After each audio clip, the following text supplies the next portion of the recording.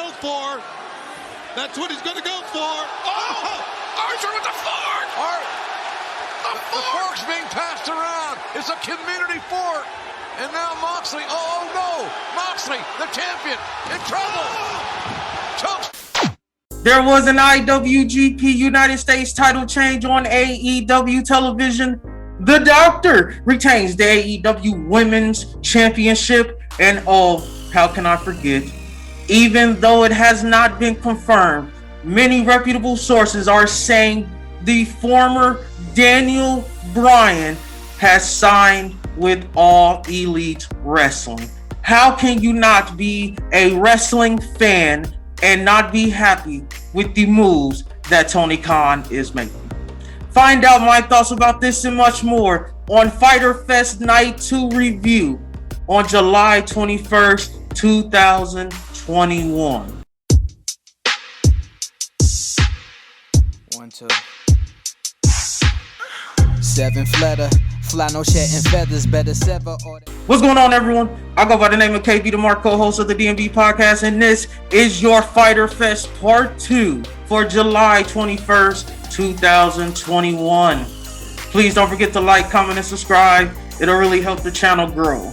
Fyter Fest Night 2 of July 21st, 2021 will be remembered for three things. Number one, Nick effing Gage, the hardcore death match wrestler, will be appearing on AEW television.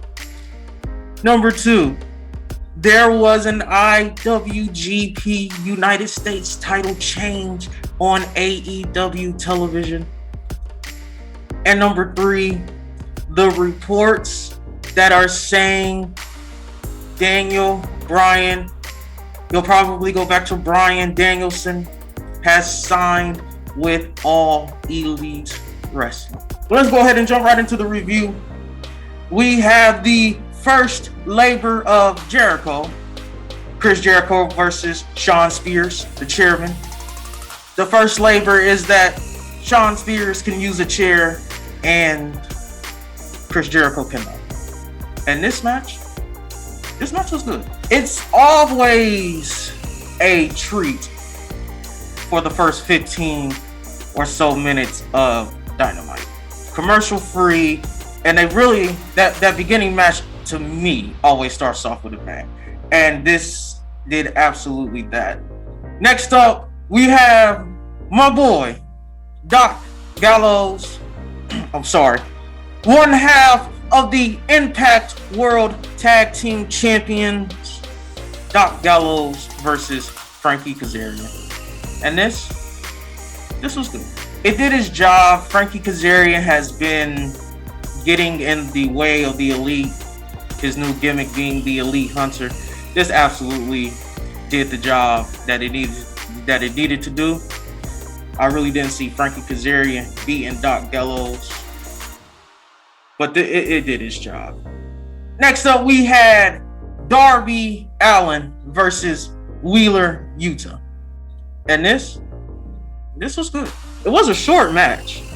Looking back at it, I felt like it was longer than what it was, but it was really short, under 5 minutes. And really, what the takeaway from this match is the brutal exchange between Sting and Orange Cassidy. Next up, we have the AEW Women's World Championship on the line. Nyla Rose versus the Doctor, Britt Baker. The AEW Women's World Champion, the Doctor, Britt Baker, DMD. And this was 2 thumbs up good. I will be very open. The match was clunky. It picked up towards the end. But I love the story that we were telling. Next up, we have an interview segment with Andrade El Idolo and Tony Schiavone. And this was 2 thumbs up good. Andrade El Idolo said he had a surprise. Now, I'm going to be fair. I didn't know who in the hell Andrade had as a surprise. Thinking that can't be Zelina. She went back to WWE. Maybe it's somebody from another promotion. Lo and behold, it's fucking Chavo Guerrero. Next up, we have Blade versus Orange Cassidy. And this was good. It was a match on the card. It did its job. I will say the gut wrench powerbomb on the top turnbuckle, that looked nasty. And I love Orange Cassidy getting his revenge with the brass knucks. It was a good match. Tony Schiavone popped me when he said she dropped her ears. It seems like whether it's good or bad, AEW, the announce team, gives you that one line a week where you're like, what the fuck? Why'd you say that? In a good way. The main event, the IWGP United States Championship on the line in a Texas death match. Only way to victory is submission or countout. Challenger Lance Archer versus Jon Moxley. And this was 2 thumbs up good. Here's a shocker to all of the WWE geeks and marks who will support them to the ends of the earth. You hear the pop that you get when your hometown wrestler, insert here, wins in front of their hometown.